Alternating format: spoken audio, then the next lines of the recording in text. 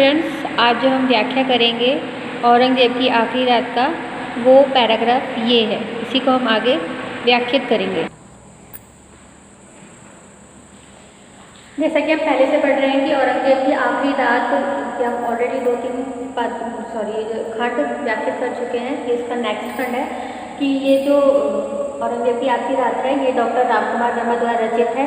और इस वाले खंड में जो लेखक है वो ये बताना चाह रहा है कि बादशाह जो है वो अपने आखिरी वक्त पर अपने बीते हुए वक्त को याद कर रहा है और कोशिश ये कर रहा है कि उसने जो भी गुनाह किए हैं उन्हें वो सही ठहराने की वो कोशिश कर रहा है। अब हम इसको एक एक लाइन इसको व्याख्यात करेंगे। क्या कहता है ये आलम इसमें कि क्यों ना उठाएं, जिंदगी भर गुनाहों का बोझ उठाया है तो मरते वक्त उसका तज़किरा भी ना उठाए। बादशाह कहता है कि ज़िंदगी भर हमने इतने गुनाह किए हैं, इतना लोगों पर अत्याचार किया है, क्या मरते वक्त उसका तज़किरा यानी कि उसका जिक्र भी ना करें। लेकिन जीनत, तुमने सैकड़ों बार अपने दिल को दिलासा देने की कोशिश की। वो अपनी बेटी जीनत जो कि उसकी देखभाल कर रही है उसको कहता है कि तुमने सैकड़ों बार ये कोशिश की है कि दिल को दिलासा दिया जाए, किसी तरीके से ये समझाया जाए कि तुमने जो भी कुछ किया है वो सही है। आगे वो कहता है कि हमने गुनाह कहाँ किए, कुरान पाक की रूह से शरह से इस्लाम का नाम दुनिया में बुलंद करने के लिए, जिहाद के लिए जो काम हमने किए, क्या उसका नाम गुनाह है। इन लाइनों में वो बादशाह जो है वो कहता है कि हमने जो भी काम किए, जितने भी गुनाह किए, जितने भी कत्ले आम मचाया, वो सब अल्लाह की जो उनकी इस्लाम धर्म है उसके प्रचार प्रसार के लिए किया है। उन्होंने कहा कि दुनिया में इस्लाम को फैलाने के लिए, उसका नाम दुनिया में बुलंद करने के लिए जो एक शब्द होता है इस्लाम में जिहाद, जिसके लिए इसका मतलब होता है कि इस्लाम का प्रचार प्रसार करने के लिए जो कुछ भी करना पड़े वो किया जाए, इसे कहते हैं जिहाद। तो बादशाह जो है वो यही कह रहे हैं कि हमने जो भी गुनाह किए हैं वो जिहाद है, ना कि कोई गुनाह है। अब वो आगे कह रहे हैं कि क्या उनका नाम गुनाह है। अब वो अपने आखिरी दिनों में ये कोशिश कर रहे हैं, ये समझने की और समझाने की कोशिश कर रहे हैं कि जो भी गुनाह उनसे हुए हैं या उन्होंने किए हैं वो गुनाह नहीं है। वो जो भी काम उन्होंने किए हैं वो उन्होंने इस्लाम को प्रचार प्रसार करने के लिए किए हैं। वो आगे बताते हैं अपने जो गुनाह उन्होंने किए हैं उसका एक एक का जिक्र करते हैं और कोशिश यही करते हैं कि किसी भी तरीके से इन्हें सही ठहराया जाए। कहते हैं कि उपनिषद पढ़ने वाले दारा से सल्तनत छीनी, क्या ये गुनाह है। नमूना दरबार ए इलाही में क्या मुझसे गुनाह हुए। आलमगीर जिंदा पीर, वो बता रहे हैं कि दारा जो कि उनका भाई था, जिसे उन्होंने मरवा दिया, कहते हैं कि हमने उसे मरवाया क्योंकि वो उपनिषद पढ़ता था। वो कोशिश कर रहे हैं कि उन्होंने जो भी गुनाह किए उसे सही ठहराने की कोशिश कर रहे हैं कि अपने भाई को उन्होंने मरवा दिया, ये सही था क्योंकि वो उपनिषद पढ़ता था, वो इस्लाम धर्म को नहीं मान रहा था, इसलिए हमने उसको मरवा दिया। फिर वो कहते हैं कि नमूना दरबार इलाही, वो कहते हैं कि दरबार में बैठकर जो भी हमने काम किए क्या वो गुनाह थे, उसे जस्टिफाई करने की कोशिश कर रहे हैं। कह रहे हैं कि नहीं, ऐसा कुछ भी नहीं है, हमने कोई गुनाह नहीं किया, हमने तो सिर्फ इस्लाम का प्रचार प्रसार करने की कोशिश की है।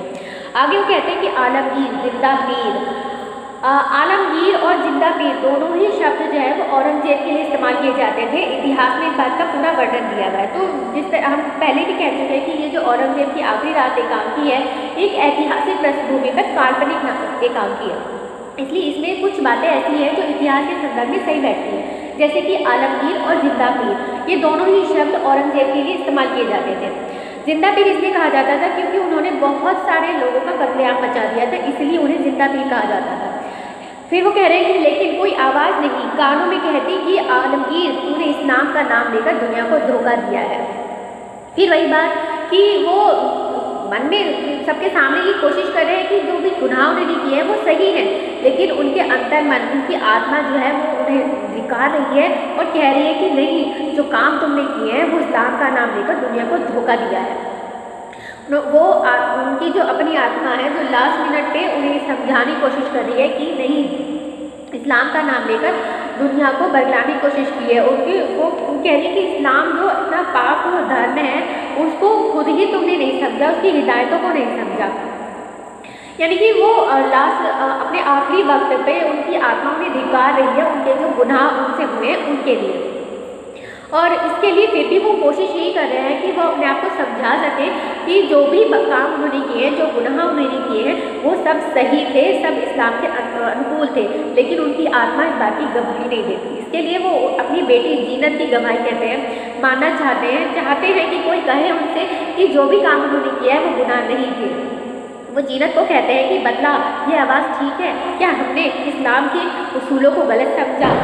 वो अपनी बातों को जीनत के माध्यम से सही ठहराने की कोशिश कर रहे हैं कि क्या मेरी जो आत्मा की आवाज़ है वो सही है, क्या ये वाकई में यही बात है कि मैंने जो है इस्लाम के उसूलों को, उनकी जो हिदायतें थी उनको सही नहीं समझा, उनको गलत समझा और उसी के अनुरूप इतने सारे गुनाह किए। तो इसके अंदर इस जो पैराग्राफ है इसमें यही बातें कही गई हैं लेखक के द्वारा।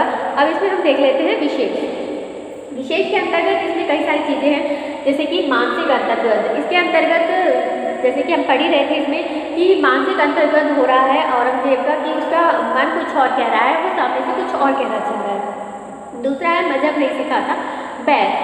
अब औरंगजेब के मुँह से ही लेखक ने कहलवाया है कि इस्लाम, हो सकता है कि उसने इस्लाम को सही से नहीं समझा और उसकी जो हिदायतें हैं उसे नहीं माना और जो भी काम किए वो सब गलत थे।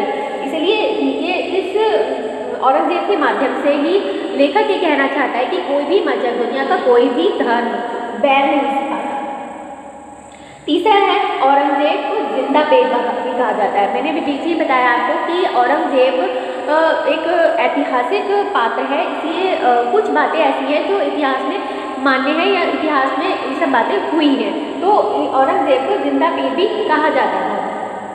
और भाषा आपको मालूम ही है, इसकी उर्दू परक है और शैली जो है इसकी भावात्मक और विचारात्मक है। भावात्मक इसलिए क्योंकि जो औरंगजेब है वो अपनी भावनाओं से लड़ रहा है और विचारात्मक इसलिए क्योंकि इसमें धर्म के बारे में बताया गया है कि कोई भी धर्म जो है वो बैर नहीं सिखाता। इस व्याख्या में इतना ही करेंगे अब। Thank you.